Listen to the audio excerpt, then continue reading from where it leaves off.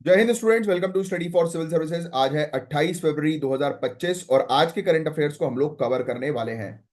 So guys, आप में से जो भी स्टूडेंट यूपीपीसीएस, बीपीएससी, यूपीएससी और राजस्थान स्टेट पीएससी, एमपीपीएससी या किसी भी स्टेट पीएससी की तैयारी कर रहे हैं तो लेक्चर को एंड तक जरूर देखिएगा, क्योंकि यहाँ पर हम लोग वही न्यूज को कवर करते हैं जो एग्जामिनेशन के लिए इंपॉर्टेंट होती हैं। और ये है हमारे ज्ञान सर, और ज्ञान सर का आपके लिए special paid batch guys available है। दिए गए नंबर पर कांटेक्ट करके आप पेड बैच को ज्वाइन कर सकते हैं। UBPCS, BPSC, UKPSC, RO ARO, BEO, UP triple SC exam की तैयारी कर रहे हैं तो नंबर पर कांटेक्ट करिए, पेड बैच को ज्वाइन करिए, क्योंकि यहां पर जीरो से लेकर सिलेक्शन तक की प्रॉपर तैयारी करवाई जाती है। इवन हरियाणा, राजस्थान या छत्तीसगढ़ से भी बिलोंग कर रहे हो तो भी आपके लिए बैचेस अवेलेबल हैं। कांटेक्ट करो और ज्वाइन करो। और ये है आज के टॉपिक्स जिनको हम लोग डिटेल में कवर अप करने वाले हैं, बट बिफोर दैट मैं आप लोग के एक बार आंसर जो है वो देख लेता हूं और कमेंट्स देख लेता हूं। तो आयुष गुप्ता का कमेंट है, बहुत बढ़िया यार आयुष गुप्ता, रेगुलर बेसिस पर आप डिटेल में आंसर लिखते हो, काफी अच्छा लगता है। ये आपको काफी हेल्प करेगा आपके मेंस के लिए। तो ऐसे ही डिटेल में जो है वो आंसर जो है वो देते रहो, बहुत बढ़िया, इससे आपकी प्रैक्टिस जो है वो कंटिन्यूअस रहेगी। प्रीति मिश्रा का भी जो है वो आंसर आया है, अंजलि सिंह का भी आया है, प्रिया मोहित त्यागी का भी आया है, बहुत बढ़िया। आयुषी सिंह, बहुत बढ़िया। और फ्यूचर ब्यूरोक्रेट ने एक आंसर जो है वो लिखा था जो मैंने पूछा था कल के लेक्चर में। तो देखो यार, आपका मतलब ऑब्वियसली आप बोल रहे हो कि आप जो है वो हिंदी को प्रमोट करने के फेवर में जो है वो रहोगे। बट देखो यार, क्या होता है कि आप ब्यूरोक्रेसी को ज्वाइन कर रहे हो, राइट, डिप्लोमेसी को जो है वो ज्वाइन कर रहे हो। तो मेरा ऑब्जेक्टिव ये रहता है कि आपको वो उस तरीके से जो है वो आपको ट्रेन करना कि जिससे कि आप अपने एग्जाम को क्वालिफाई कर सको। तो आपके आंसर्स में एक अप्रोच जो होनी चाहिए वो बैलेंस होनी चाहिए। जैसे कि आपने ये चीज मेंशन करी कि अगर कोई बच्चा जो है वो साउथ इंडिया जो है वो जाएगा नॉर्थ इंडिया का, तो उसको बहुत सारी प्रॉब्लम्स फेस जो है वो करनी पड़ेगी अगर वहां पर हिंदी नहीं है तो। That is true, obviously that is a genuine problem. But ये प्रॉब्लम किनको सॉल्व करने दो? उन लोगों को करने दो ना जिन्होंने अपने रिप्रेजेंटेटिव को चूज किया है, जैसे कि वहां की जनता। भाई वहां के जो, ऑब्वियसली बात है कि वी फॉलो द कॉन्स्टिट्यूशन, है ना। आप लोग भी फॉलो कर रहे हैं कॉन्स्टिट्यूशन को, और ये रूल्स हैं, रेगुलेशंस हैं। और सबसे ऊपर आपको पता है कि हमारा कॉन्स्टिट्यूशन जो है वो सॉवरेन है ना, उससे ऊपर और कुछ भी नहीं है। और कॉन्स्टिट्यूशन के अंदर जो है वो सबसे पहले प्रियम्बल है। प्रियम्बल में क्या चीज मेंशन्ड है? We the people of India. हम लोगों ने ही अपने आप को ये कॉन्स्टिट्यूशन दिया है। तो सबसे ज्यादा पावरफुल कौन है? लोग हैं, जनता है। जनता ने जो है वो चूज किया है किसको? अपने रिप्रेजेंटेटिव को, उनके एमएलए को। तो लेट एमएलए डिसाइड ना, और लेट एमएलए और MP decide. Member of parliament और मेंबर ऑफ लेजिस्लेटिव असेंबली मिलकर जो है वो कोऑपरेटिव फेडरलिज्म के थ्रू जो है वो डिसाइड जो है वो करें, है ना। Come on. तो आपको इन सब चीजों में नहीं पढ़ना है। जब तक कोई कानून आ नहीं जाता तब तक उसके बारे में आपको बात नहीं करनी। आपसे अगर अपने विचार जो है वो पूछे जाए तो आपको तो ये चीज अपने विचार आप लिख सकते हो, प्रोज लिख सकते हो, कॉन्स लिख सकते हो, राइट। इसके फायदे क्या होंगे, इसके नुकसान क्या होंगे, फिर आप कंक्लूजन में जो है लिख दो कि let the supreme court decide, और लेजिस्लेचर को जो है वो मिलकर डिसाइड करना चाहिए। अब जो भी होगा वो जनता के भले के लिए होगा, उनके हित के लिए जो होगा, क्योंकि जनता ने ही अपने रिप्रेजेंटेटिव को चूज किया है ना। तो your answer should reflect like कि आपने जो है वो प्रॉपर अपने कंसेप्ट को क्लियर करके जो है वो आंसर जो है वो दिए, और आपकी अप्रोच अप्रोच जो है वो बायस नहीं है। आप किसी एक चीजों को फेवर नहीं कर रहे हो, राइट। आप बिल्कुल नॉर्मल न्यूट्रलाइज तरीके से, बैलेंस तरीके से चीजों को जो है वो देख रहे हो। Are you getting this thing? तो ये चीज है। चलिए, अब ये सब टॉपिक्स हैं गाइस आज के, जिनको हम लोग डिटेल में एक एक करके जो है वो कवर अप करने वाले हैं। तो आपको पता है कि आपको पेन और पेपर लेकर बैठना है। पहले जो भी चीज मैं आपको बताऊंगा उसको ध्यान से सुनना है, टॉपिक को जो है वो अच्छे से समझ लेना है। उसके बाद मैं आपको कुछ हाईलाइट करके कुछ चीजें दूंगा जो आपको नोट डाउन करनी है। सबसे पहला जो टॉपिक है बड़ा इंपॉर्टेंट है। ये हालांकि नोट डाउन करने वाला टॉपिक नहीं है, क्योंकि ये पॉलिटी में आपको ऑलरेडी पढ़ाया जाता है। तो हम डिस्कस करेंगे कॉन्स्टिट्यूशनल अमेंडमेंट्स के बारे में, संवैधानिक संशोधन के बारे में, जो बहुत ज्यादा इंपॉर्टेंट है। अच्छा, संविधान को संशोधित करने के कौन से टाइप्स होते हैं, मतलब किस प्रकार से हम संविधान को संशोधित कर सकते हैं, मुझे कमेंट बॉक्स पे लिखकर बता सकते हैं आप। एक हिंट मैं आपको देता हूं, मैं पूछना क्या चाह रहा हूं। जैसे कि, अच्छा चलो मैं अब उसका आंसर भी आपको दे देता हूं, बट मैं ये पूछूंगा आपसे कि ये कैसे पॉसिबल है। सिंपल मेजोरिटी का मतलब क्या होता है? क्योंकि सिंपल मेजोरिटी के थ्रू भी कॉन्स्टिट्यूशन को अमेंड किया जा सकता है, यस और नो? यस। तो कॉन्स्टिट्यूशन के किस पार्ट को सिंपल मेजोरिटी के थ्रू अमेंड किया जा सकता है, और एग्जाम्पल्स के साथ आपको लिखना है, और यह भी लिखना है कि सिंपल मेजोरिटी होती क्या है, इसका मतलब क्या है। दूसरा, स्पेशल मेजोरिटी, कि कॉन्स्टिट्यूशन के किस पार्ट को स्पेशल मेजोरिटी के थ्रू अमेंड किया जा सकता है, और उसके एग्जाम्पल्स लिखिए। और स्पेशल मेजोरिटी का मतलब क्या है उसको डिफाइन करिए। और special majority with rectification of states, इसका मतलब क्या होता है? संविधान के किस पार्ट को जो है वो special majority with rectification of states के साथ जो है वो अमेंड किया जाता है, प्लस उसके एग्जांपल्स लिखिए। अगर पॉलिटी स्ट्रांग है आपकी और पॉलिटी अच्छे से पढ़ी है तो और संवैधानिक संशोधन के बारे में बहुत ध्यान से पढ़ा है, तो इन तीनों के आंसर्स आपको आराम से आने चाहिए। तो इसी से रिलेटेड ये टॉपिक है। हमारे संविधान में जो भी अमेंडमेंट्स होते हैं उनका एक स्पेसिफिक ऑब्जेक्टिव होता है, स्पेसिफिक गोल होता है। हम संविधान को संशोधित इसलिए करते हैं क्योंकि आज की डेट के मुद्दे को हम लोग को रिजॉल्व करना है, राइट? इसीलिए तो संविधान के अंदर, अच्छा कौन सा आर्टिकल जो है वो संविधान को संशोधित करने से रिलेटेड है, नीचे कमेंट बॉक्स में लिखकर बताओ। कौन सा अनुच्छेद संविधान को संशोधित करने से रिलेटेड है, कौन सा आर्टिकल संविधान को संशोधित करने से, अमेंड करने से रिलेटेड है, बताइए। और एक और चीज जो काफी इंपॉर्टेंट है, यही एक ऐसा आर्टिकल है 368, इसका आंसर मैंने दे दिया, होपफुली आप लोगों ने इसका आंसर जो है वो लिख लिया होगा कमेंट बॉक्स पे। इसी आर्टिकल की वजह से हम कॉन्स्टिट्यूशन को एक लिविंग डॉक्यूमेंट कहते हैं। यस, तो ये पॉइंट्स आपको पता होने चाहिए। अब देखो ये सब पॉइंट जो मैंने आपको बताई यहाँ पर लिखे नहीं है नोट्स में, है ना? सामने जो स्क्रीन पर आपको दिखाई दे रहा है, ये जो नोट्स हम आपको प्रोवाइड कराते हैं, इसमें ये सब चीजें नहीं लिखी है। बट ये सब चीजें पॉलिटी के लिए आपको पता होना जरूरी है। जब भी कॉन्स्टिट्यूशनल अमेंडमेंट का टॉपिक आए तो ये सब चीजें दिमाग में चलनी ही चाहिए आपके, तभी तो मेंस का आंसर लिख पाओगे, तभी तो प्रीलिम्स को हैंडल कर पाओगे। यस, तो ये संशोधन डायरेक्टली इंपैक्ट करते हैं डेमोक्रेटिक की फंक्शनिंग को, राइट? जुडिशियल पावर्स को, इलेक्शंस को, सामाजिक न्याय को, राइट? और आपको सिविल सर्विसेज के लिए अमेंडमेंट्स को अच्छे से समझना जरूरी है। तो चलिए बिना समय वेस्ट किए सबसे पहले तो अमेंडमेंट्स की बात करें। सबसे पहला अमेंडमेंट है 44th कॉन्स्टिट्यूशनल अमेंडमेंट एक्ट 1978। लिखने की कभी किसी को कोई जरूरत नहीं है। 44th अमेंडमेंट एक्ट 1978 में डेमोक्रेटिक प्रिंसिपल को रीस्टोर किया गया था। यह अमेंडमेंट इमरजेंसी पावर और प्रेसिडेंशियल पावर को रिस्ट्रिक्ट करने के लिए था। इस अमेंडमेंट ने लोकसभा और स्टेट लेजिस्लेटिव असेंबली के टर्म को 5 साल तक रिस्टोर किया, कि 5 इयर्स का टर्म होगा लोकसभा और स्टेट लेजिस्लेटिव असेंबली का, मतलब यानी कि इसको पहले रद्द कर दिया गया था, फिर से इसको रिस्टोर कर दिया। कोरम रिक्वायरमेंट को वापस इंट्रोड्यूस किया गया पार्लियामेंट्री सेशन के लिए। कमेंट बॉक्स में लिखकर बताओ ये कोरम्स किसको हम लोग कहते हैं, यानी कि पार्लियामेंट का सेशन जो होता है ना, वो इस कोरम या स्टेट लेजिस्लेटिव असेंबली का सेशन तभी शुरू होगा जब ये कोरम फुलफिल होगा। तो कोरम क्या है ये पता होना चाहिए भैया। ये बहुत बेसिक चीजें जो आपको पढ़ाई जाती है जनरल स्टडीज की क्लास में। ये क्लास चल रही है आपकी करंट अफेयर्स की, और जीएस की क्लास के लिए नंबर पर कांटेक्ट करो, इससे अपने बेस स्ट्रांग करो, क्योंकि जब तक बेस क्लियर नहीं है, जब तक फंडामेंटल क्लियर नहीं है, आगे नहीं बढ़ पाओगे। तो कोरम कम से कम 10% हाउस के मेंबर्स अवेलेबल होंगे तभी सेशन जो है वो शुरू होगा। ऑनरेबल प्रेसिडेंट को कैबिनेट की एडवाइस को रिकंसिडर करने की पावर जो है वो दी गई, कि अगर कैबिनेट कोई भी एडवाइस करे तो ऑनरेबल प्रेसिडेंट जो है वो उसको फिर से विचार कर सके। तो ये पूरी पावर जो पहले छीन ली गई थी उसको दोबारा से रीस्टोर की गई। If I am not wrong 42nd constitutional amendment act के तहत ये पूरी पावर छीनी गई थी, और ये दोबारा से 44th अमेंडमेंट एक्ट के थ्रू रीस्टोर कर दी गई 1978 में। तो ये बहुत ही इंपॉर्टेंट कॉन्स्टिट्यूशनल अमेंडमेंट है जो आपको पता होना चाहिए। इससे रिलेटेड अक्सर एग्जामिनेशन में क्वेश्चन आते हैं। मेंस में भी क्वेश्चन आ सकता है कि 44th अमेंडमेंट का इमरजेंसी पावर और डेमोक्रेटिक फंक्शनिंग में क्या असर पड़ा है, बताइए। ऐसे क्वेश्चन आते हैं। फिर इसके अलावा ये तो है ही है, एंटी डिफेक्शन लॉ, आया राम गया राम, ये वाला case 52nd constitutional amendment act से रिलेटेड है। कभी कभी डायरेक्ट क्वेश्चन आता है और पूछा भी गया, यूपीएससी ने कई बार पूछा ये वाला एंटी डिफेक्शन लॉ से रिलेटेड क्वेश्चन, काफी सारे स्टेट पीएससी में आता है। तो 52nd कॉन्स्टिट्यूशनल अमेंडमेंट ने एंटी डिफेक्शन लॉ को इंप्लीमेंट किया था। इसके थ्रू अगर कोई एमपी या कोई एमएलए पार्टी के अगेंस्ट वोट करता है तो उसे डिस्क्वालीफाई कर दिया जाता है। ये अमेंडमेंट पॉलिटिकल स्टेबिलिटी के लिए था, ताकि पार्टीज अपने एमपी और एमएलए को डिफेक्शन के लिए इंसेंटिवाइज जो है वो ना करें।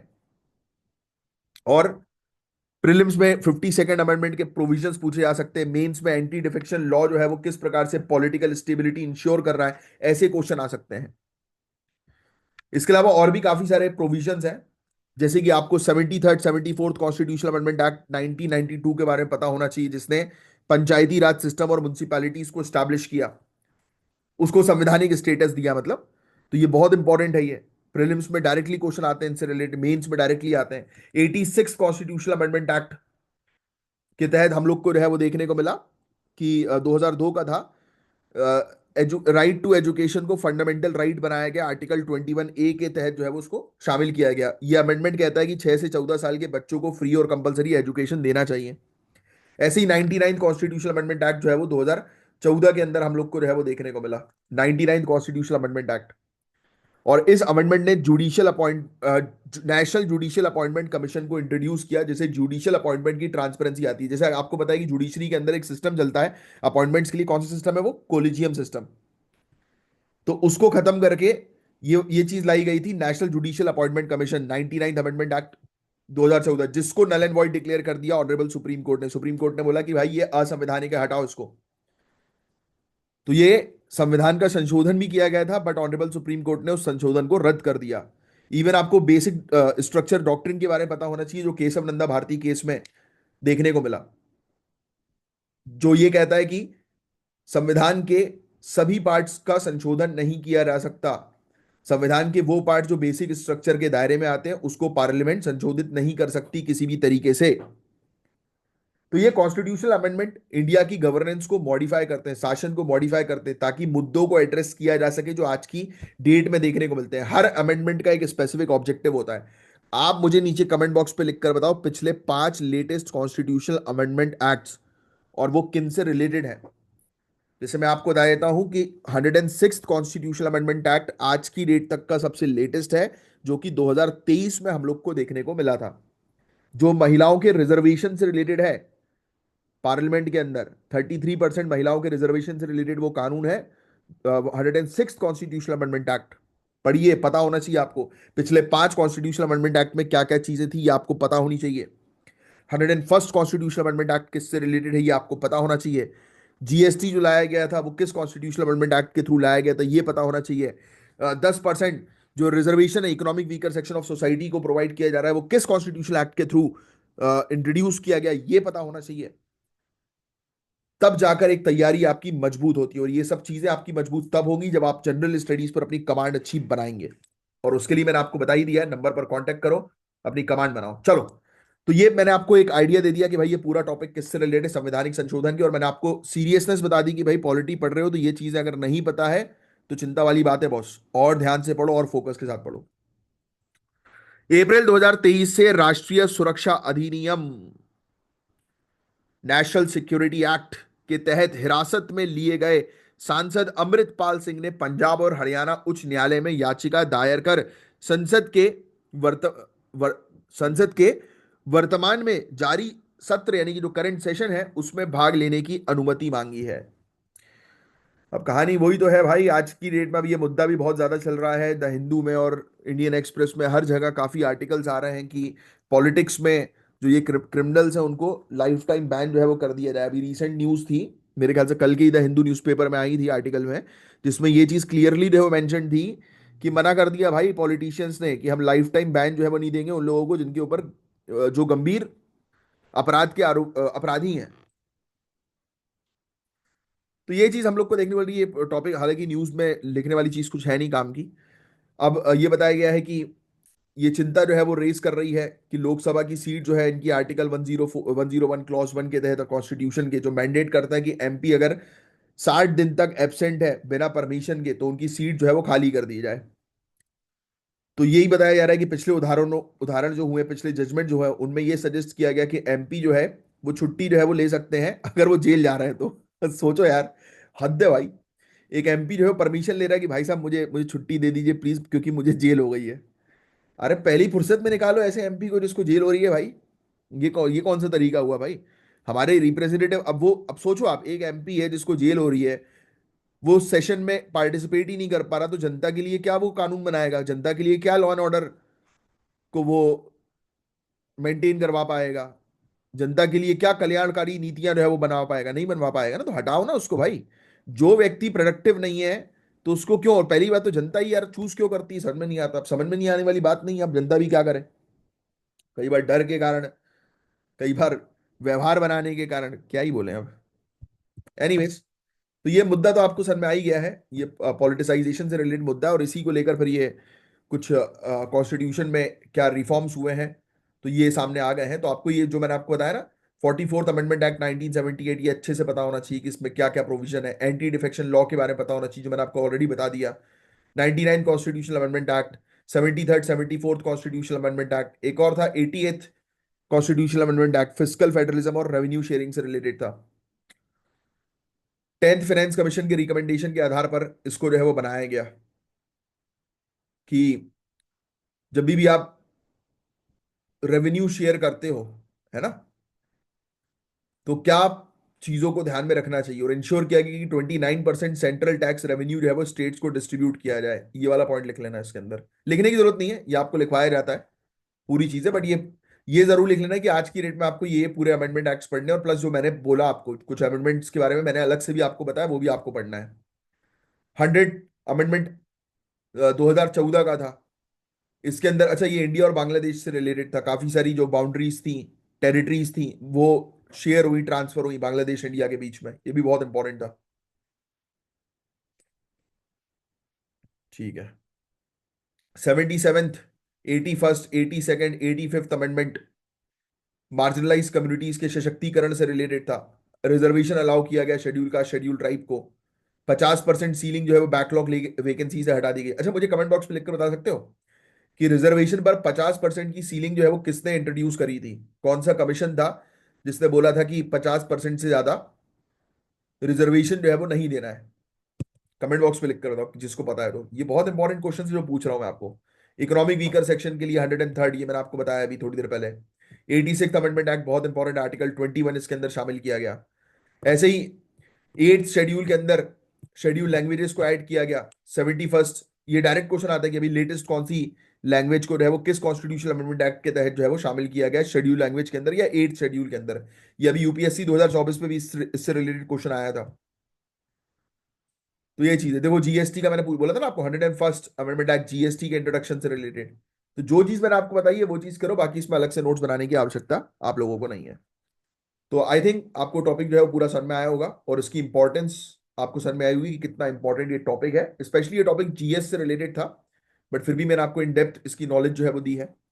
एनीवेज, अब HIV एड्स से रिलेटेड बात करेंगे। HIV एड्स, क्या HIV एड्स का इलाज है? कमेंट बॉक्स में लिखकर बताओ। तो HIV एड्स के खिलाफ नई अप्रोच कुछ आई है। इंडिया में HIV एड्स एक क्रिटिकल पब्लिक हेल्थ इशू है गाइस, और इसके कंट्रोल के लिए नई स्ट्रेटजीज को इंप्लीमेंट किया जा रहा है। ये स्ट्रेटजी हाई रिस्क ग्रुप्स को टारगेट करती हैं और उन्हें टाइम पर ट्रीटमेंट और प्रिवेंशन सर्विसेज प्रोवाइड करती हैं। तो ये टॉपिक बहुत ही ज्यादा इंपॉर्टेंट है, बहुत ध्यान से इस टॉपिक को आपको सुनना है। ICMR यानी कि Indian council of medical research और मिजोरम यूनिवर्सिटी, इनके कोलैबोरेशन से HIV सेल्फ टेस्टिंग का एक स्टडी कंडक्ट किया गया। किसका? HIV सेल्फ टेस्टिंग का, जिसमें यह पता चला कि self testing high risk areas जैसे मिजोरम में इफेक्टिव है। मिजोरम में HIV काफी तेजी से बढ़ रहा है। 2.73% एडल्ट पॉपुलेशन HIV से इन्फेक्टेड है, जो नेशनल एवरेज का 13 गुना ज्यादा है। लिख लो भाई, वेरी इंपॉर्टेंट। पहली चीज तो आप ये लिख लो कि स्टडी जो है वो ICMR की, national institute of translational virology and ads research, और मिजोरम यूनिवर्सिटी ने जो है वो ये एक स्टडी कंडक्ट करी है, जिसमें HIV मिजोरम में बढ़ रहा है उसको हाईलाइट किया गया। और मिजोरम के अंदर कितना? 13 गुना ज्यादा, नेशनल एवरेज का 13 गुना ज्यादा HIV के केसेस है। मिजोरम काफी ज्यादा अफेक्टेड है HIV से, ये आपको पता होना चाहिए। वहां पे एडल्ट्स सेल्फ टेस्टिंग प्रोवाइड कराती है, एक private stigma free method individuals के लिए अपने HIV स्टेटस को निर्धारित करने के लिए। अब देखो, सेल्फ टेस्टिंग समझ में ही आ रहा है ना। आपको पता है, जब कोई लेडी प्रेग्नेंट होती है तो उनके पास मेडिकल में अवेलेबल किट्स होती है ना, प्रेगनेंसी किट, तो वो खुद ब खुद जो है वो पता लगा सकती हैं कि दैट शी इज प्रेग्नेंट और नॉट। कम ऑन से यस और no. Yes, same like that HIV test करने की भी सेल्फ टेस्टिंग किट है। तो लोग प्राइवेटली जो है वो टेस्ट कर सकते हैं, खुद से पता लगा सकते हैं कि वो HIV है उनको कि नहीं है। तो ये चीज मिजोरम के अंदर काफी तेजी से लोग इसका उपयोग कर रहे हैं और काफी इन्फेक्टेड केसेस भी एचआईवी के देखने को मिल रहा है। तो एचआईवी टेस्टिंग और सेल्फ टेस्टिंग के बेसिक कंसेप्ट्स को आपको समझना जरूरी है। मेंस में आ सकता है एचआईवी प्रिवेंशन और ट्रीटमेंट में इनोवेशन का रोल और चैलेंजेस क्या है। तो इंडिया में 25.44 लाख लोग एचआईवी से अफेक्टेड है। मिजोरम, नागालैंड, मणिपुर ऐसे राज्य में इन्फेक्शन रेट काफी हाई है, और जहां इन्फेक्ट इंजेक्शन ड्रग यूज और commercial sex work major reasons हैं एचआईवी स्प्रेड होने के। एचआईवी आपको पता है ट्रक ड्राइवर्स में भी बहुत नजर आता था। एक अलग हटके मैं आपको चीज बता रहा हूं। और आप जब हाईवे में जाते होंगे, तो हाईवे में जो है वो आपने देखा होगा कि ट्रकों के पीछे लिखा रहता है कि यूज डिपर, है ना, यूज डिपर लिखा है, ब्लो हॉर्न यूज डिपर। तो ये एक मार्केटिंग स्ट्रेटेजी थी। Use dipper is not upper dipper गाड़ी का। तो वो बहुत स्मार्टली इसको जो है वो इंट्रोड्यूस किया था। Dipper was a brand of condom, और मतलब यही ये प्रोटेक्शन का। तो उस पॉइंट ऑफ व्यू से जो है वो उसको जो है वो एडवर्टाइज किया गया। तो सोचो लोगों का दिमाग कि कितने सही तरीके से उसको जो है वो एडवर्टाइज जो है वो किया गया। तो अवेयरनेस की, एडवर्टीजमेंट की बहुत आवश्यकता है बॉस।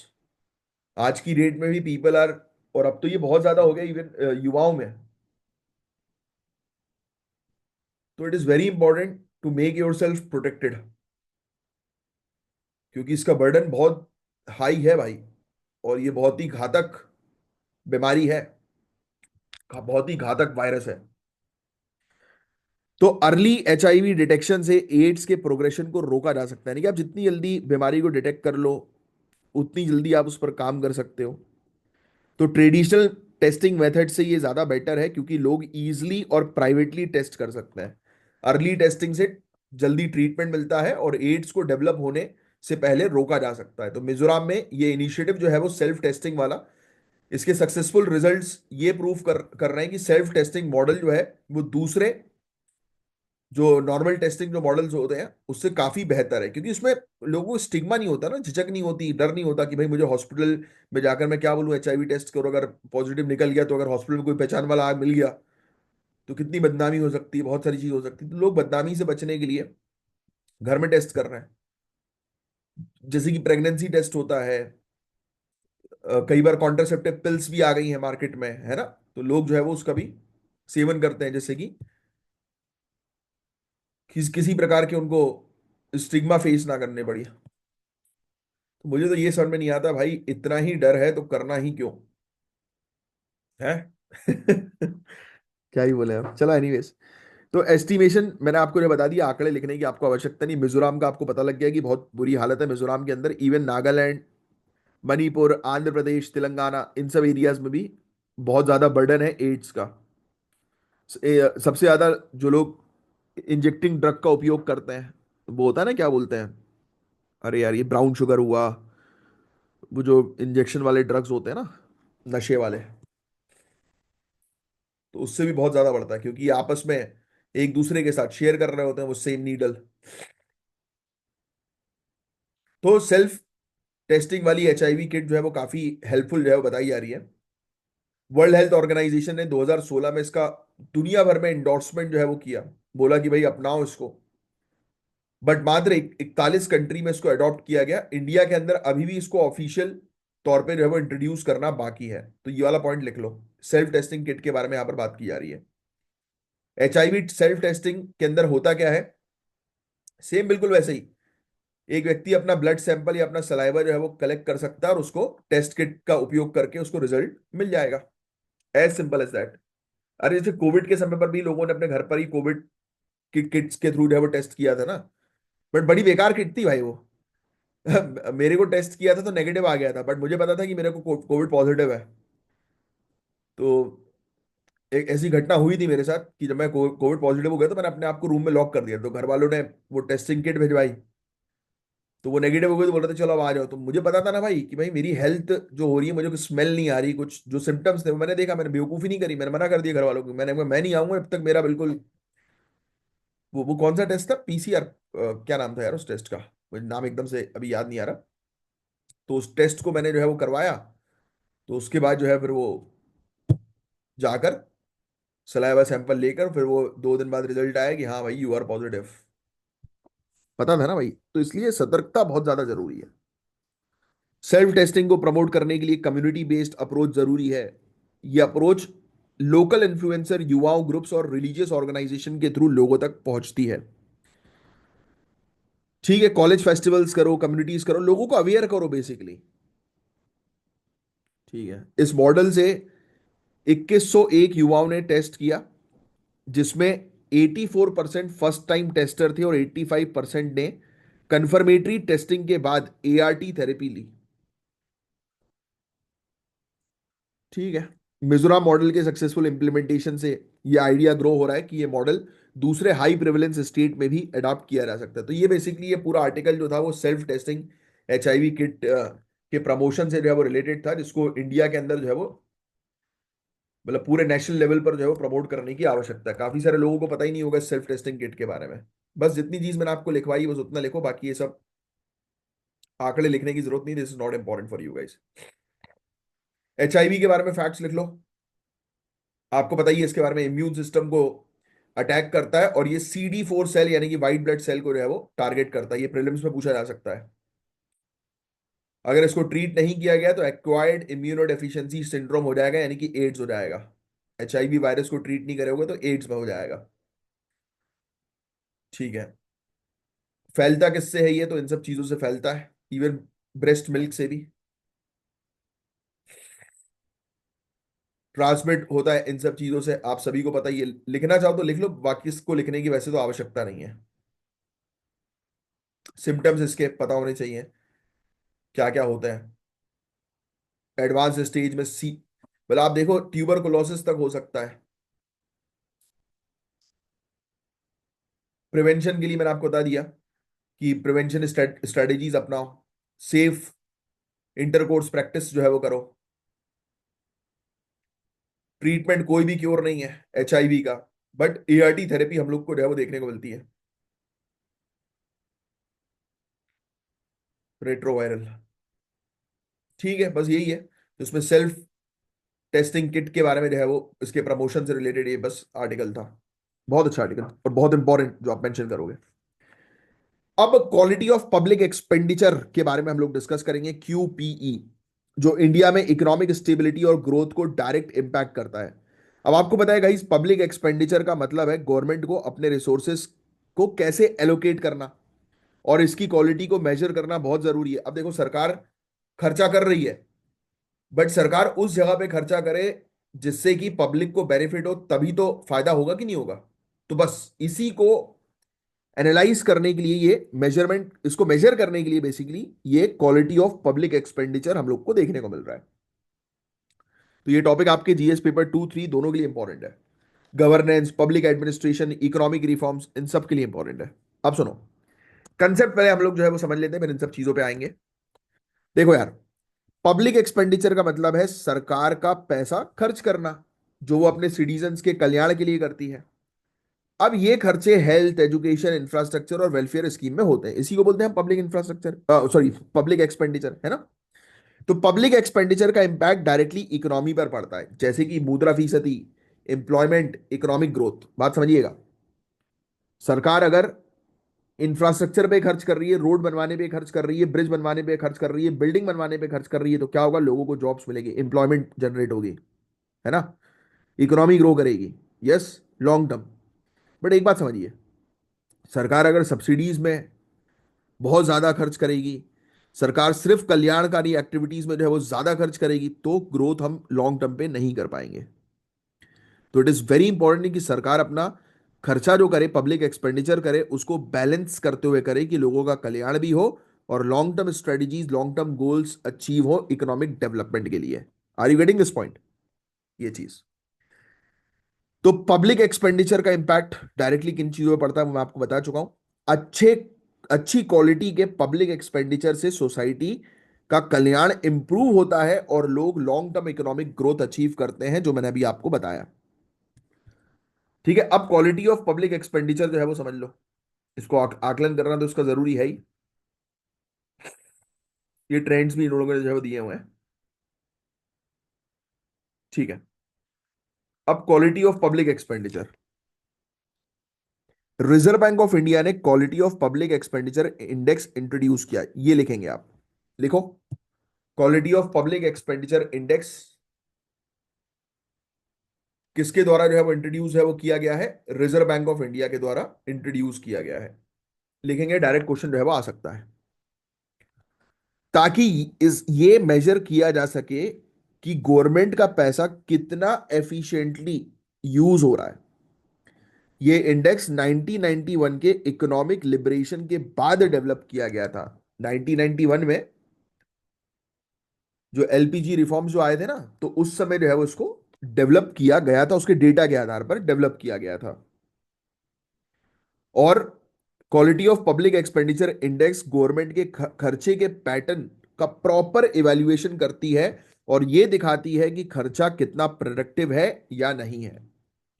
2024-25 तक इंडिया का जो ये पब्लिक एक्सपेंडिचर की क्वालिटी है अपने हाईएस्ट लेवल पर है, जो बेटर फिस्कल मैनेजमेंट और स्पेंडिंग एफिशिएंसी को रिफ्लेक्ट करती है। मतलब सिंपल शब्दों में ये बताया गया है कि 2024-25 में क्वालिटी जो है वो पब्लिक एक्सपेंडिचर की काफी अच्छी है कंपेयर टू 1991 इकोनॉमिक लिबरलाइजेशन। यानी कि आप आज की डेट में सरकार बेहतर तरीके से अपने खर्चों को जो है मैनेज कर रही, जो हमें दिख ही रहा है भाई।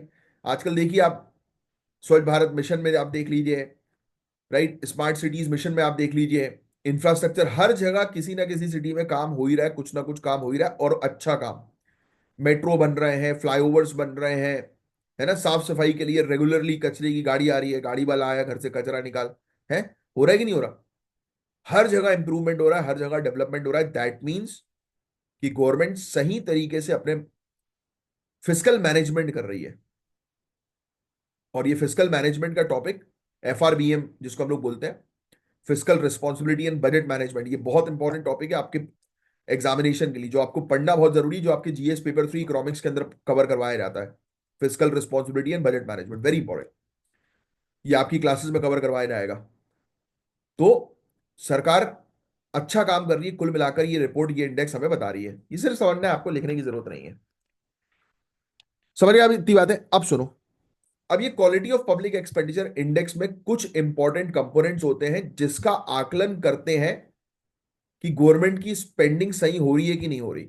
पहला है capital outlay to GDP ratio, लिख लो। एक मिनट रुकना, ये हेडलाइन डालोगे, ये वाली हेडलाइन, हिंदी वाले यहां से हेडलाइन डालेंगे, इंग्लिश वाले यहां से, है ना। पहला ये पूछ पूछ सकते हैं प्रीलिम्स में, क्योंकि ये इंडेक्स बहुत इंपॉर्टेंट है और इकोनॉमिक्स से रिलेटेड देखो बहुत कम टॉपिक्स होते हैं जो न्यूज में आते हैं, बट जो भी आते हैं उससे रिलेटेड एग्जामिनेशन में क्वेश्चन पूछा जाता है। लिख लो पहला, capital outlay to GDP ratio. पहले इसको समझो, लिखने के बाद फिर उसके बाद इसके डिटेल लिख लेना। अब capital outlay to GDP ratio ये मेजर करता है कि कितना पैसा जीडीपी के प्रपोर्शन में इंफ्रास्ट्रक्चर प्रोजेक्ट जैसे कि रोडवेज, रेलवेज और पावर में इन्वेस्ट हो रहा है। कैपिटल आउटले, कैपिटल मतलब कैपिटल पता होगा ना आपको, land, labour, capital, entrepreneur, factor of production आपने पढ़ा होगा। तो कैपिटल मतलब एसेट्स की कैटेगरी में, जैसे कि रोड बनना, रेलवेज बनना, पावर में इन्वेस्ट करना, एनर्जी में, है ना। तो इन क्षेत्रों में इंफ्रास्ट्रक्चर प्रोजेक्ट्स में जब कितना जीडीपी का पैसा खर्च हो रहा है ये देखा जाता है। और हायर हायर रेशियो ये प्रूव करता है कि इकोनॉमी के लिए प्रोडक्टिव स्पेंडिंग हो रही है। यानी कि capital outlay to GDP ratio में हम मेनली फोकस करते हैं बड़ी चीजों के ऊपर, बड़े लॉन्ग टर्म इन्वेस्टमेंट के ऊपर। और जीडीपी का एक अच्छा खासा बड़ा शेयर लॉन्ग टर्म इन्वेस्टमेंट यानी कि capital outlay to GDP ratio में अगर इन्वेस्ट हो रहा है, दैट मीन्स कि चीजें स्मूथ चल रही हैं, बढ़िया हो रही हैं, मतलब यानी कि ग्रोथ, इकोनॉमिक ग्रोथ की तरफ हम आगे बढ़ रहे हैं। देखो ये लिखा हुआ है, ठीक है, इतना आप समझ गए, इसमें डिटेल में लिखने की जरूरत नहीं है, ठीक है। देखो इससे समझ में आ ही रहा है, capital outlay to GDP ratio, है ना, सिर्फ इतना ही लिख लो। फिर दूसरा, revenue expenditure to capital outlay ratio, दूसरा पॉइंट ये वाला। अब ये कंपेयर करता है कि सैलरी और सब्सिडी जैसे नॉन प्रोडक्टिव एक्सपेंस, आप सैलरी दे रहे हो, आप सब्सिडी दे रहे हो, उससे तो लॉन्ग टर्म ग्रोथ होगी नहीं, है ना। ये तो बिल्कुल रेगुलर खर्चे हैं। ये जो खर्चे हैं इसको कैपिटल एक्सपेंडिचर के साथ कंपेयर किया जाता है। देखो लिखा है ना, पहले हमने कैपिटल एक्सपेंडिचर को देखा कि जीडीपी का कितना पैसा हम कैपिटल में इन्वेस्ट कर रहे हैं। दूसरा हम देख रहे हैं कि भाई कैपिटल में जितना कर रहे हैं कहीं उससे ज्यादा इनमें तो नहीं हो रहा खर्चा। अब इसमें जो कम रेशियो आता है ना, इसका मतलब है कि प्रोडक्टिव इन्वेस्टमेंट हो रहा है, कि हम कैपिटल में ज्यादा कर रहे हैं, इसमें कम कर रहे हैं। बट अगर revenue expenditure to capital outlay ratio ये अगर हाई हो गया, तो ये मान के चलो कि लॉन्ग टर्म इकोनॉमिक ग्रोथ जो है वो दिक्कत में आ सकती है। समझ रहे हो, इकोनॉमिक्स के बहुत इंपॉर्टेंट कॉन्सेप्ट है, बहुत ध्यान से सुनना है, समझना है। तीसरा, development expenditure to GDP ratio. ये तीन कंपोनेंट्स जो आपको याद रखने हैं, लिख लेने हैं। अब ये डेवलपमेंट एक्सपेंडिचर टू जीडीपी, यानी कि जीडीपी को हम देखेंगे कि जीडीपी का कितना पैसा जो है वो खर्च हो रहा है एजुकेशन, हेल्थ केयर, इंफ्रास्ट्रक्चर पे ओवरऑल, है ना। तो ये बताता है, इसका हायर रेशियो बताता है कि इकोनॉमी प्रोडक्टिविटी हो रही है, और साथ ही साथ समाज में कल्याणकारी एक्टिविटीज भी चल रही हैं। तो ये चीज, तो ये तीन कंपोनेंट के ऊपर ये पूरा इंडेक्स जो है वो तैयार होता है। चौथा कंपोनेंट भी इसके अंदर है, चौथा लिखने की जरूरत नहीं है। Development expenditure as a share of total government expenditure, वो सेम ही है, इसी डेवलपमेंट एक्सपेंडिचर के उसी में आ जाते हैं, इसलिए मैंने अलग से नहीं लिखवाया। तीन आप ध्यान में रखो। फिर एक इंटरेस्ट पेमेंट वाला भी लिखना, हाँ, ये भी इंपॉर्टेंट, चौथा। ये वाला हटा दो। इंटरेस्ट पेमेंट टू कैपिटल लिखना चाहते हो, एक लाइन जो है उस पर लिख सकते हो, बात वही है, बराबर ही है, बाकी और कुछ नहीं है। Interest payment to total expenditure, कि हम भाई जितना टोटल खर्चा कर रहा है, सरकार जितना खर्चा कर रही है, उसमें इंटरेस्ट कितना पे करेगी, क्योंकि इंटरेस्ट में तो आप कुछ कर ही नहीं सकते, बैंक को देना ही देना है, या फॉरेन कंट्रीज को देना ही देना है। तो इसका लोअर रेशियो ये बताता है कि हाँ भाई हमारा सही है पूरी चीज। तो 1991 से लेकर अभी तक की क्या स्थिति हमारी जो है वो रही है, तो हमने डेवलपमेंट किया है आज की डेट में, बस इतना आपको ध्यान में रखना है। ये लिखने की जरूरत नहीं है। देखो, जब जिस समय इकोनॉमिक क्राइसिस आए थे, बैलेंस ऑफ पेमेंट क्राइसिस, आपको शायद पता हो, 1980s के समय पर, इकोनॉमिक्स में अगर नहीं पता तो इकोनॉमिक्स में पढ़ोगे आप। तो उसके बाद इंटरनेशनल मॉनिटरी फंड और वर्ल्ड बैंक, इनसे हमने बात करी। हमने बोला भैया हमें लोन दे दो यार। उन्होंने बोला लोन तो मिल जाएगा, कोई दिक्कत नहीं है, बट बेटा तुम लोगों ने अपनी मार्केट को क्लोज करके रखा हुआ है। हमें यहाँ पे BMW लॉन्च करनी है, मर्सिडीज लॉन्च करनी है, फॉरेन कंट्रीज की गाड़ियां लॉन्च करनी है, हैं। फॉरेन हमें हमें चाहिए कि हमारे मैकडोनल्ड्स के स्टोर खुले यहाँ पे, लेवाइस का स्टोर खुले, हैं। तुम लोग बंद करके रखे हो मार्केट को यार, अपने अलाउ नहीं कर रहे। एक काम करो, सबसे पहले तो तुम ये जो पॉलिसी अपनी क्लोज्ड इकोनॉमी की उसको हटाओ, हटाओ, खोलो, ओपन करो अपनी इकोनॉमी, तब तुम्हें पैसा मिल जाएगा। तो इंडिया मरता क्या नहीं करता। इंडिया ने बोला कि चलो भाई, पैसा तो अभी चाहिए, नहीं तो हालत खराब हो ही जाएगी। इन्फ्लेशन में हालत खराब हो ही रही है, हर चीज महंगी होती जा रही है, सर्वाइव करना मुश्किल हो रहा है। तो ला भैया, तेरी जो कंडीशन है वो मानेंगे। तो हमने अपनी इकोनॉमी ओपन कर दी। तो स्टार्टिंग में ऑब्वियस ही बात है कि जब इकोनॉमी ओपन हुई तो बूस्ट तो मिला हम लोग को अच्छा खासा। तो इकोनॉमिक लिबरेशन जैसी हुआ, उसके बाद एक्सपेंडिचर क्वालिटी में इंप्रूवमेंट देखा गया। क्यों? क्योंकि अब सरकार के पास आ गए थे ऑप्शंस, और एकदम से इकोनॉमिक ग्रोथ हुई तो सरकार ने बैलेंस करना शुरू करी चीजों को। फिर 1997 से 2003 तक कुछ बड़ी प्रॉब्लम्स आई। सैलरी और इंटरेस्ट पेमेंट की वजह से रेवेन्यू खर्चा जो है वो काफी इंक्रीज हो गया, जिससे कैपिटल एक्सपेंडिचर पर फोकस कम हो गया, यानी कि हम लॉन्ग टर्म इन्वेस्टमेंट पर फोकस नहीं कर रहे थे, शॉर्ट टर्म पर कर रहे थे। फिर 2003 से 2008 इस पे हमने फैसला लिया कि भाई हमें fiscal responsibility and budget management act हम लेकर आए 2003 में, कि हमें यार प्रॉपर तरीके से सरकार को अपने बजट को बनाना पड़ेगा, खर्चा किस पे करना है किस पे नहीं करना, हर एक चीज को देखना पड़ेगा। ये लाए हम लोग 2003 में। फिर 2008 में बैंड बज गई, मटकी फूट गई। 2008 में ग्लोबल फाइनेंशियल क्राइसिस हो गए।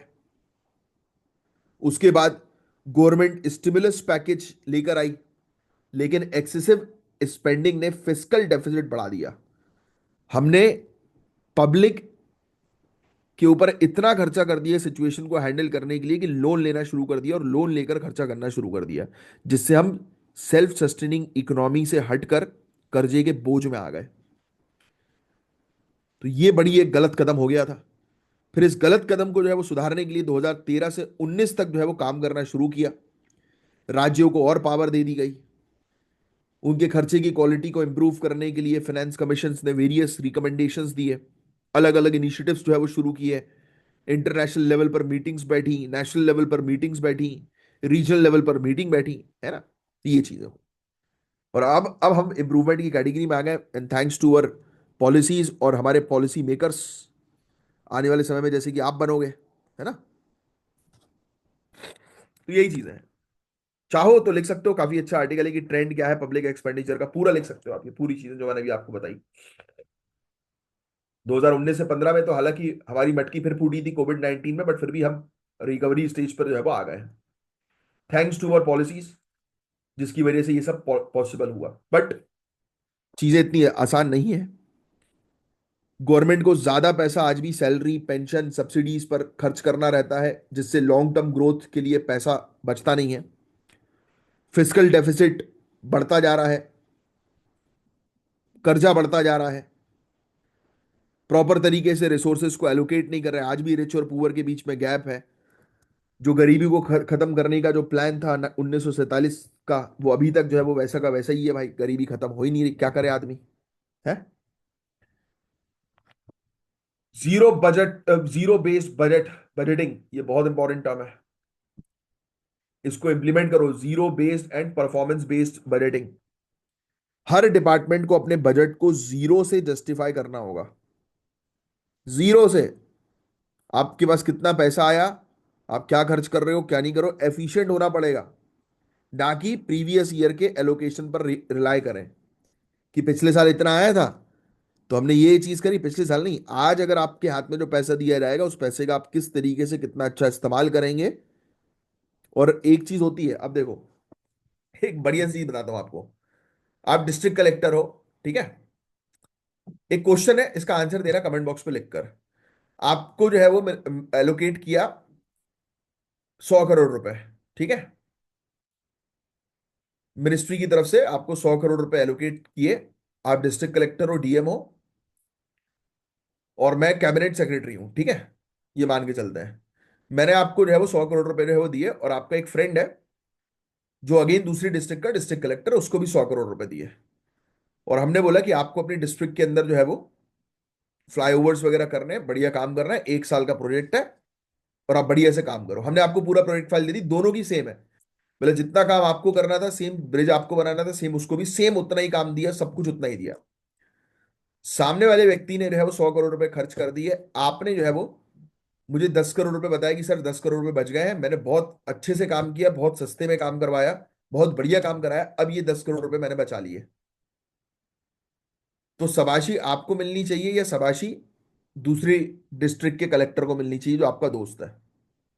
बताओ, कमेंट बॉक्स में आंसर लिख कर बताओ। मजेदार क्वेश्चन है।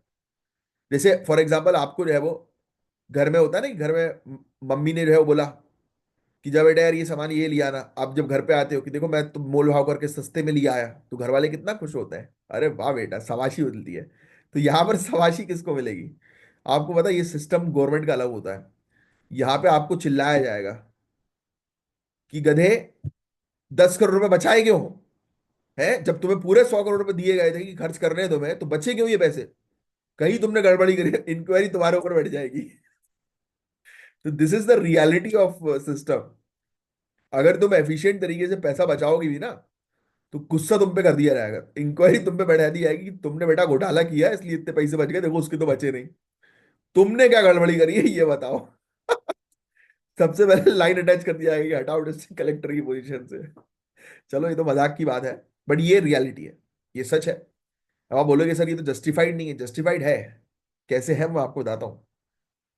आपने एफिशिएंटली काम कर लिया, ठीक है, ब्रिज बना दिया, प्लस अगर आप मिनिस्ट्री को ये बोलते हो कि सर उसके अलावा मुझे उसके बगल में पार्क्स बनाने हैं, या आपने सोलार पैनल्स एस्टैब्लिश कर दिए, यानी कि आपने क्वालिटी काम करके दिखा दिया, और चकाचक बिल्कुल।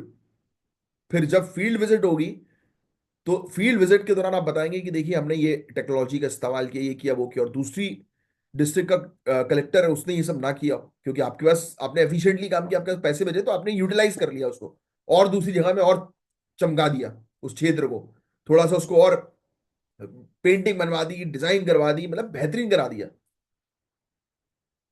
तब आपको फिर शाबाशी मिलेगी, है ना। तो पैसे खर्चा पूरे करना है। मैंने यहाँ पर मम्मी का एग्जांपल इसलिए दिया कि घर में मम्मी जो है आपको भेजेंगी तो मम्मी खुश होती है, भाई पापा नहीं होते। पापा को अगर बोल दो ना कि अरे पापा ये, पापा से फॉर एग्जांपल कि पापा ने दिए भाई 5,000 रुपए की, जाओ शॉपिंग करके आओ। आपने पापा को जो है वो बताया कि अरे मैं गया था, तो मोल भाव किया मैंने, ये शर्ट मुझे 1,500 रुपए की दे रहा था, मैंने 500 में लिया आया। उसमें भी बेटा पापा मुंह बना देंगे। पापा बोलेंगे अबे मैं जाता तो 300 में लेके आता। ये है, पता नहीं क्यों हर घर में। आप लोग के साथ भी ऐसा होता है क्या, या हुआ है कभी? मैं तो बड़ा परेशान रहा हूं भाई इस चीज में, कि भाई जब भी और भले ही वो सेम चीज पापा जाएंगे तो 700 की लिए आएंगे और बड़े खुश होंगे, देखो 1500 बोला था 700 में ले आया। अब उनको क्या बताएंगे हम 500 में लेके आए थे। पर ठीक है, पापा कभी खुश नहीं होते बॉस, बोल भाव में। पापा इज ऑलवेज राइट, बोलते ना बॉस इज ऑलवेज राइट, तो बस वही कहानी है, घर के बॉस हमेशा राइट की जी सरकार। तो बस ये था इस पूरा ओवरऑल टॉपिक। होपफुली आपको पूरा टॉपिक समझ में आ गया होगा कि हमें बेहतर तरीके से बजट को जो है वो मैनेज करना है, एक्सपेंडिचर बेहतर तरीके से करना है। Next, waste segregation and management in NCR, सिर्फ सुनने वाला टॉपिक है। अब ये बेसिकली कचरे के मैनेजमेंट का टॉपिक है एनसीआर क्षेत्र में, दिल्ली एनसीआर बोलते हैं ना हम लोग, वो क्षेत्र में। तो वेस्ट मैनेजमेंट एक मेजर प्रॉब्लम बन गया इंडिया के लिए, है ना। स्वच्छ भारत अभियान कुछ समय तक बढ़िया चला था, फिर लोगों ने मिट्टी पलीत करना शुरू कर दिया है। तो और इवन मैं दिल्ली में रुका हूं यार, मुझे दिल्ली की सबसे बेकार चीज मैंने जो ऑब्जर्व करी थी ओल्ड राजेंद्र नगर में, मतलब जहां पे मतलब अच्छा पॉश एरिया कहलाया जाता है ओल्ड राजेंद्र नगर। वहां पे यार मैं देख रहा हूँ कि कचरे की गाड़ियां बीच सड़क में कचरा फेंक फेंक के निकल रही हैं। और ये एक बार नहीं, दो बार नहीं, मतलब हर महीने में एक आधी बार देखने को, दो बार तीन बार देखने को मिल जाता है हर महीने में। क्यों? क्योंकि वो प्रोटेस्ट कर रहे हैं। ये कैसा प्रोटेस्ट हुआ भाई? आप काम मत करो, कचरा कलेक्ट मत करो, चलेगा, बट कचरा कलेक्ट करके कहीं और बीच बीच में फेंक देना, तो दैट इज नॉट गुड ना। एनीवेज, अब सबकी थिंकिंग, सबकी अप्रोच अलग है, ये मेरी है पर्सनल। तो एनसीआर में बहुत तेजी से अर्बनाइजेशन बढ़ा है, तो चैलेंजेस भी आ गए हैं। बेहतर तरीके से वेस्ट मैनेजमेंट के लिए प्रॉपर वेस्ट को कलेक्ट करना, सेग्रीगेट करना जरूरी है। कि ई वेस्ट कौन सा है उसको अलग करो, गीला कचरा कौन सा है उसको अलग करो, सूखा कचरा अलग करो, प्लास्टिक अलग करो, हार्मफुल वेस्ट अलग करो। This is called segregation. ये बहुत जरूरी है। तो इंपॉर्टेंस की यहां पर बात की जा रही है कि भाई वेस्ट सेग्रीगेशन का इंपॉर्टेंस क्या है। तो ये टॉपिक मुझे आप लोग को समझाने की जरूरत नहीं है, अभी ये न्यूज में आया कि सुप्रीम कोर्ट ने बताया कि भाई वेस्ट सेग्रीगेशन बहुत जरूरी है एट सोर्स। इसलिए तो ये नीला नीला कचरा आपने ये देखा होगा, डस्टबिन देखे होंगे ब्लू कलर के, है ना, ग्रीन कलर के, है ना। तो ये ऑब्वियसली बात है, ग्रीन मतलब ऑर्गेनिक वेस्ट जो भी है आपके पास भाई उसमें डालो, ब्लू यानी कि कुछ भी प्लास्टिक प्लास्टिक इस तरह की चीज आप उसमें डालो। तो सुप्रीम कोर्ट ने यही बोला कि भाई वेस्ट सेग्रीगेशन एट सोर्स बहुत जरूरी है। और एनसीआर को बोला कि भाई आप इंप्लीमेंट करो करो सॉलिड वेस्ट मैनेजमेंट रूल्स 2016 को। कोर्ट ने जो है वो डायरेक्शन दी है सीपीसीबी को कि आप अपनी रिपोर्ट सबमिट करो कि भाई कर क्या रहे हो आप, है वेस्ट टू एनर्जी प्लांट्स के लिए कर क्या रहे हो आप। तो कोर्ट ने नोट किया कि इम्प्रॉपर तरीके से वेस्ट सेग्रीगेशन हो रहा है, जो बिल्कुल भी स्मार्ट सिटी प्रोजेक्ट्स के लिए खराब है और पोल्यूशन को और बदतर करता जा रहा है। तो मुझे नहीं लगता है कि आपको मुझे वेस्ट सेग्रीगेशन बताने की जरूरत है कि कचरा उठाओ और उसको अलग अलग करो, है ना, तो ये SWM रूल्स ये जरूर लिख लेना आप। इसके अंदर वेस्ट को तीन तरीके से कैटेगराइज किया है, वेरी इंपॉर्टेंट, ये प्रीलिम्स में आ सकता है और मेंस के लिए भी इंपॉर्टेंट है। एक होते हैं बायोडिग्रेडेबल वेस्ट, एक नॉन बायोडिग्रेडेबल वेस्ट, और तीसरे होते हैं डोमेस्टिक या हजार्डस वेस्ट। डोमेस्टिक यानी घर का कचरा हो गया भाई, डाइपर हो गया, नैपकिन हो गई, है ना, ये सब चीजें। बायोडिग्रेडेबल मतलब खाने का आइटम, सॉलिड पेपर हुआ, यानी कि जो एनवायरमेंट में आसानी से डिग्रेड हो सकते हैं, और जो डिग्रेड नहीं होंगे वो प्लास्टिक हुआ, मेटल हुआ, ग्लास हुआ। तो सेग्रीगेट करना जरूरी है, क्योंकि आपने सेग्रीगेट कर दिया तो किसको रिसाइकल करना है, किसको आपको डंप करना है, तो आपको पता रहेगा पहले से। चैलेंजेस यही है कि प्रॉपर तरीके से इंप्लीमेंट नहीं हो रही है चीजें, है ना। प्रोसेसिंग कैपेसिटी नहीं है, दिल्ली जो है वो 11,000 मीट्रिक टन कचरा डेली जनरेट करती है, बट उनमें से सिर्फ प्रोसेसिंग फैक्ट्री जो है वो 8,000 तो बहुत बोल दिया इन लोगों ने। ये भी आंकड़ा मुझे सही लगता नहीं है। एनीवे, लिखने की जरूरत नहीं है आंकड़े की, हाँ बस ये पॉइंट्स आपको पता होना चाहिए कि भाई प्रॉपर हमारे पास जितना जनरेट हो रहा है कचरा उतना रिसाइकल नहीं हो रहा है, इतना तो पता ही है आपको, है ना। अवेयरनेस नहीं है, मॉनिटरिंग नहीं है। अभी भी स्वच्छ भारत मिशन का कैंपेन फिर हल्का हो गया है, लोग आज भी गाड़ी से चलते चलते मैं देखता हूँ कचरा फेंक देते हैं। पहले एटलीस्ट स्वच्छ भारत अभियान का नया नया फेज आया था तो लोग थोड़े सतर्क हो गए थे कि डस्टबिन में फेंक रहा है। अब तो बस जहां मन किया वहां फेंकना शुरू हो गया। चालान करना जरूरी है। अभी मैं एक वो देख रहा था, इंदौर के अंदर एक वो हुआ है कैंपेनिंग चली कि जैसे कि इन लोग क्या करते हैं, अपन फॉर एग्जाम्पल घर के अंदर, घर में कोई ऑर्डर आया है ना, उसमें बिल बिल रहता है तो आपने कचरा फेंका तो आपका जो ऑर्डर का जो बिल है, हालांकि by the way this is very serious thing also, कि आप अपने घर घर पर कोई भी आपका प्रोडक्ट आता है उसके ऊपर बिल लगा रहता है ना, चिपका रहता है। बॉस उस बिल को सबसे पहले डिस्ट्रॉय करो, उसको या तो इंक इंक से मिटा दो उसमें डिटेल्स, या उसको पूरी तरह से फाड़ दो, है ना। इट इज वेरी इंपॉर्टेंट, क्योंकि ये बिल्स जो है ना वो फ्रॉड लोग यूज कर रहे हैं, फ्रॉड करने के पर्पस के लिए। तो be aware and make people aware about it. Anyways, तो मैं आपको ये बता रहा था कि ये जो म्यूनसिपैलिटी के जो ऑफिशियल्स होते हैं, ये आजकल जिसने कचरा फेंका किसी जगह पे, तो उस कचरे में देखा कि भाई कोई इन्फॉर्मेशन मिल रही है कि कचरा कहाँ से आया, तो उन्होंने देखा अच्छा ये एड्रेस का है, अच्छा जोमेटो से ये ऑर्डर किया था, चलो पहुंच गए। कि भैया आपने वहां पे कचरा फेंका क्या? बोले हाँ फेंका। लाओ भैया 500 रुपये चालान लगेगा, आइंदा से मत फेंकना। लोगों की जब जेब में मारोगे ना, तब लोग सुधरेंगे। आगे चल के आप भी म्युनिसिपल कमिश्नर बन सकते हो, तो आपको भी ऐसे इनिशिएटिव बनाना जरूरी है। ऑब्वियसली आप फील्ड पे विजिट नहीं करोगे, आपका काम अलग होगा, बड़ी पोजीशन के खिलाड़ी हो आप लोगों को ऑर्डर दोगे कि बेटा ऐसे करो, इतना कलेक्शन करो, बताओ। और फिर बाई चांस फिर आप रेट के लिए निकलोगे कि भाई सही काम चल रहा है कि नहीं चल रहा, देखने के लिए। तो वेस्ट टू एनर्जी प्लांट्स, भाई हम वेस्ट से एनर्जी जनरेट करें, पता होगा ना ये वाली चीज भी आपको, इस ये पॉइंट्स आप ध्यान में रखिएगा। अब मुझे कमेंट बॉक्स पे इनके बारे में, इनको प्रॉपर डेफिनेशन इनके बारे में दो। हालांकि इसमें आ जाता है, कभी कभी टॉपिक्स में आ जाते हैं ये सब, बट आप, मैं चाहूंगा कि आप बताओ, ये लिखा भी हुआ है यार इसमें तो, बट मैं नहीं बता रहा। इंसेनिरेशन, गैसिफिकेशन, एनारोबिक डाइजेशन और पायरोलाइसिस, ये बहुत अच्छे से पता होना चाहिए, इसके नोट्स बने हुए होना चाहिए, क्योंकि एनवायरमेंट में ये टॉपिक्स है आपके। और अगर आपने एनवायरमेंट के अंदर ये टॉपिक्स नहीं पढ़ा है तो दैट मीन सही तरीके से तैयारी नहीं कर रहे हो। तो ये चीज है भाई, ये पूरी इसकी डेफिनेशन भी यहाँ पर जो है वो दे रखी है। इंसेनिरेशन मतलब कि कचरे को जो है वो जलाओ हाई टेम्परेचर में, जिससे कि स्टीम जनरेट हो और स्टीम के थ्रू टर्बाइंस घूमे और इलेक्ट्रिसिटी जनरेट हो। गैसिफिकेशन के अंदर वेस्ट को हाई टेम्परेचर में प्रोसेस किया जाता है बिना उसको जलाए, जिससे कि सिन गैस प्रोड्यूस होती है, जो इंडस्ट्रियल और पावर जनरेशन में उपयोग की जाती है, सिन गैस प्रोड्यूस होती है। फिर एनएरोबिक डाइजेशन होता है, माइक्रो ऑर्गेनिज्म को छोड़ दिया जाता है कि जो कि वो वेस्ट को जो है वो डिग्रेड करते हैं। फिर पायरोलाइसिस एक प्रोसेस होती है जिसमें कन्वर्ट किया जाता है वेस्ट को लिक्विड फ्यूल में, जैसे कि बायो ऑयल। ये अच्छे से याद रखना बॉस, ये चीज एग्जामिनेशन में आ सकती है, बहुत इंपॉर्टेंट है। तो वेस्ट टू एनर्जी का बहुत फायदा होता है कि जिससे कि हम फॉसिल फ्यूल्स को जो है वो रिप्लेस कर सकें, राइट।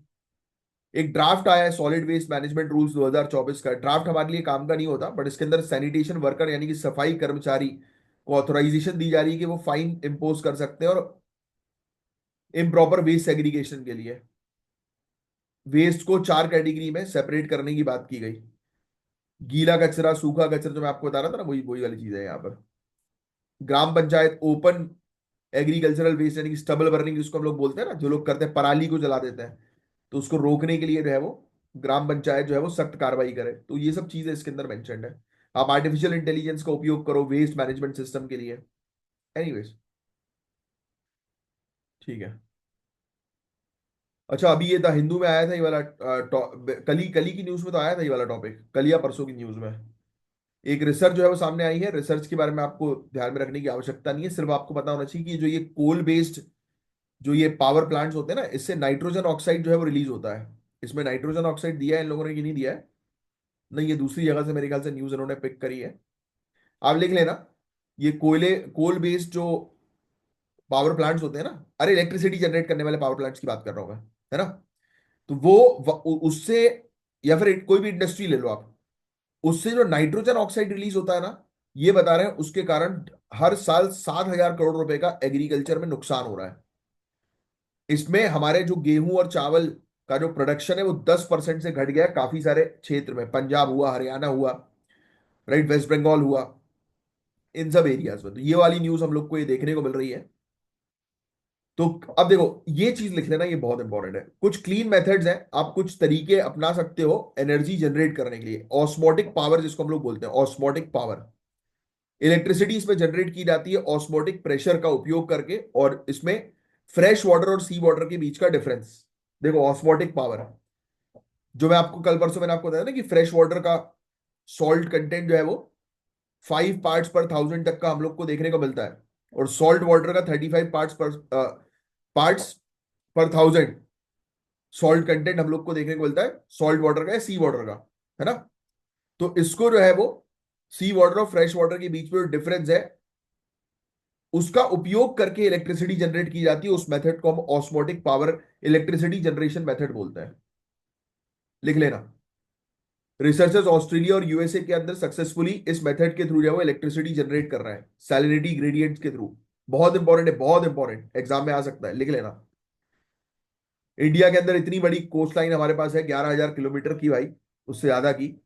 तो हमारे पास बहुत पोटेंशियल है ऑस्मोटिक पावर से इलेक्ट्रिसिटी जनरेट करने का। और न्यूक्लियर पावर के लिए तो हम काम कर ही रहे हैं, आपको ऑलरेडी पता है। ये टारगेट जो है वो लिख लेना, ये टारगेट इंपॉर्टेंट है। हमारी न्यूक्लियर पावर कैपेसिटी 8,180 मेगावाट की 2024 में रही है। 2031-32 तक 22,480 मेगावाट तक हम अचीव कर लेंगे। लॉन्ग टर्म टारगेट कितना है वो भी लिख लोगे, 2047 तक 100 गीगावाट की न्यूक्लियर एनर्जी जनरेट करना। फिर हम जो है वो ऑर्गेनिक मैटर को जो है वो जैसे कि वुड हुआ, कोई क्रॉप वेस्ट हुए, उसको जो है वो हम बायोफ्यूल्स में तैयार कर रहे हैं, बना रहे हैं। तो ये बायोमास एनर्जी ये भी लिख लो। हाइड्रोजन फ्यूल सेल, हम ग्रीन हाइड्रोजन बनाने पर जो है वो टारगेट कर रहे हैं। हाइड्रोजन जनरेट होता है ना, पानी है हमारे पास, पानी से जो है वो ऑक्सीजन अलग करो, हाइड्रोजन अलग करो, इलेक्ट्रोलिसिस की प्रोसेस के थ्रू, पता होगा आपको। तो उससे हम हाइड्रोजन बना रहे हैं। ऐसे ही वेस्ट टू एनर्जी का तो मैंने आपको बता ही दिया। इंसेनिरेशन, गैसिफिकेशन, पायरोलिसिस, ये याद रखना बहुत जरूरी है। Wind energy, solar energy, hydro power, इन सब के थ्रू हम लोग क्लीन एनर्जी जनरेट करने पर टारगेट कर रहे हैं, क्योंकि हमें धीरे धीरे करके कोल को फेज आउट करना है ना। एनर्जी सिस्टम को हम डिसेंट्रलाइज करें, स्मॉल स्केल सोलार को एक्सपेंड करें, है ना। Solar energy, wind energy, biomass project की घर घर पर जो है ये इंस्टॉल हो जाए। जैसे रूफटॉप सोलार ग्रिड्स पर जो है वो आज की डेट में काफी ज्यादा टारगेट है सरकार का। यस, बस। अब नॉर्थ वाइट राइनो से रिलेटेड, अब इन विट्रो फर्टिलाइजेशन, ये भी बहुत इंपॉर्टेंट है। ये लोग क्या बच्चे पैदा नहीं कर रहे थे, तो इसलिए आर्टिफिशियल टेक्नोलॉजी की मदद से इनके बच्चे पैदा करवाए जा रहे हैं। तो नॉर्थ वाइट राइनो जो है वो क्रिटिकली एंडेंजर्ड कैटेगरी में है, याद रखना, आईयूसीएन की रेड लिस्ट के अंदर।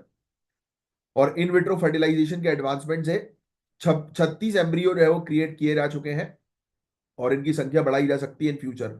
आखिरी नॉर्थ वाइट राइनो जो है वो सरवाइव नहीं कर पाया था जंगल में, और आज की डेट में केनिया में ही ये पाए जा रहे हैं, वो भी पिंजरे में, एनक्लोज एनवायरमेंट में। पेरोस्काइट बेस्ड एलईडी, पीएलईडी, वेरी इंपॉर्टेंट, पीईएलईडी, पीईएलईडी लिख लो भाई। आपने सुना होगा एलईडी के बारे में, अब ये पीईएलईडी है। ये बेस्ट फीचर इसका ओ एलईडी का हम लोग को देखने को मिल रहा है, यानी कि फ्लेक्सिबिलिटी है इसमें, लाइट वेट है ना। ओ एलईडी जो होती है वो हाई कलर प्योरिटी वाली होती है, कई बार फंक्शंस वगैरह में जो है आपको देखने को जो है मिल जाती है कलरफुल लाइट्स वाली, है ना। तो ऐसी पीई एलईडी है वो और ज्यादा बेहतर है ओ एलईडी से। बस यही चीज बताई जा रही है, मेजर इशू पीई एलईडी में है। इसके अंदर एनियन माइग्रेशन होता है, जिसके कारण कलर इंस्टेबिलिटी हो जाती है, और अब प्रैक्टिकल यूज में बहुत कम इसका उपयोग जो है वो होता है। तो एलईडी का एक और वर्जन है पीई एलईडी, बस इतना आपको जो है वो ध्यान में रखना है। ज्यादा एनर्जी बचाती है कंपेयर टू ओ एलईडीज और क्यू एलईडी से। ठीक है। अब ये वाला टॉपिक जो है वो किससे रिलेटेड है? effectiveness of conservation efforts relies not just on scientific advancement but also on policy intervention. Obviously, ये बेसिकली आप अच्छी पॉलिसी बनाओगे तो मतलब बेहतर साइंटिफिक एडवांसमेंट होगा। पब्लिक पार्टिसिपेट करेंगे तो बेटर इनोवेशन हो पाएगा, क्योंकि पब्लिक की प्रॉब्लम्स को समझ कर ही तो इनोवेटर्स इनोवेट करते हैं, साइंटिस्ट रिसर्चर्स रिसर्च करते हैं। तो बायोटेक्नोलॉजी के रोल के बारे में बात की जा रही है वाइल्ड लाइफ कंजर्वेशन के लिए। इसमें आप वो आईवीएफ और वेरियस टेक्नोलॉजी का भी उपयोग जो है वो कर सकते हैं मेंस के आंसर में। तो बस गाइज आज के लिए सिर्फ इतना ही था, अब मैं साइन ऑफ करता हूं। ये है हमारे ग्रुप्स, ये ज्ञान सर है। ज्ञान सर के स्पेशल पेड बैच आपके लिए अवेलेबल है गाइज, बहुत बेनिफिशियल। तो चलिए नेक्स्ट लेक्चर में मिलेंगे, तब तक के लिए bye bye, take care, have a great day ahead. जय हिंद, जय श्री महाकाल।